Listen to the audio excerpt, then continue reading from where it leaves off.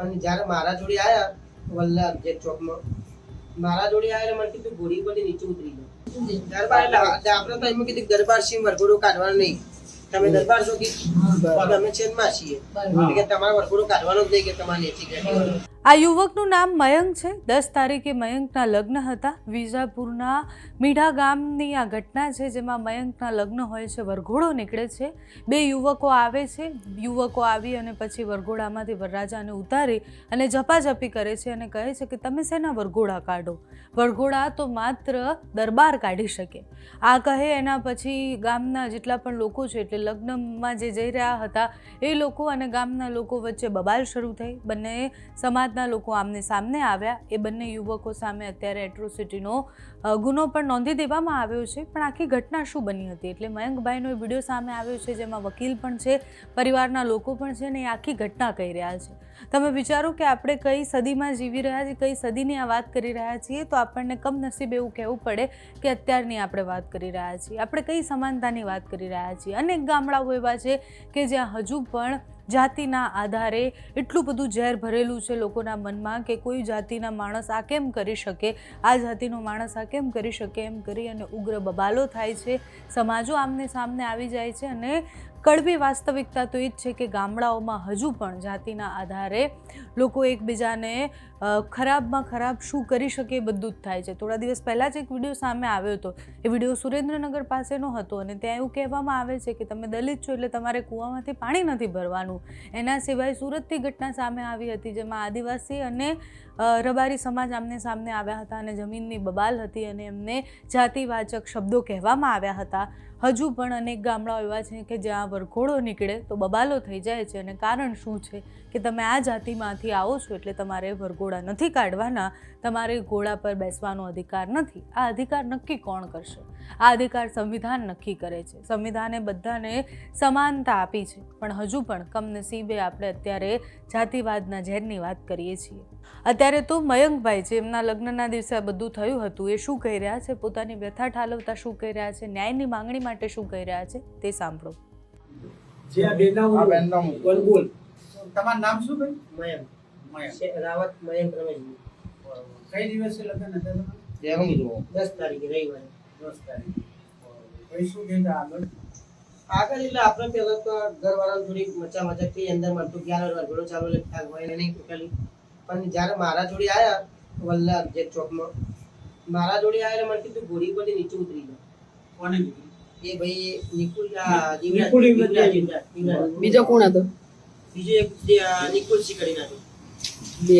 બે લોકો એટલે નિકુલસી આ દરબાર છે કે ઠાકોર છે શું છે? દરબાર એટલે આપણે તો એમ કીધું દરબાર સિંહ વરઘોડો કાઢવાનો નહીં, તમે દરબાર છો કે અમે છેદમાં છીએ કે તમારે વરઘોડો કાઢવાનો જ નહીં કે તમારે નીચે ગયા દરબાર વરઘોડો કાઢી શકે ગામમાં તમે ના કરો। એ લોકો ઠાકોર હતા કે દરબાર હતા?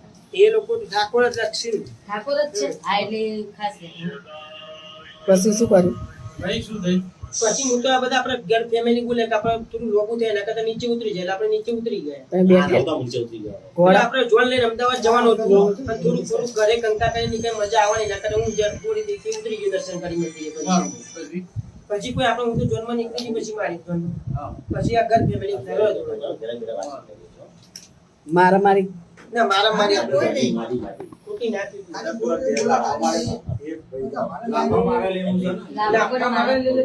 ખરા લઈ જાતા ખબર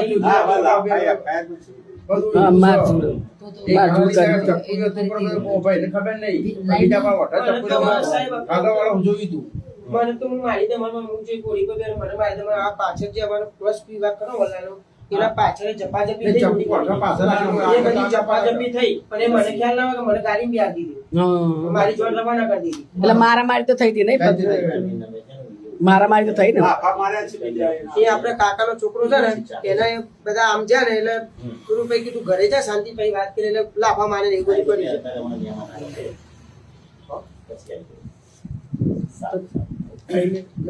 તો પોલીસ લોકોને પકડે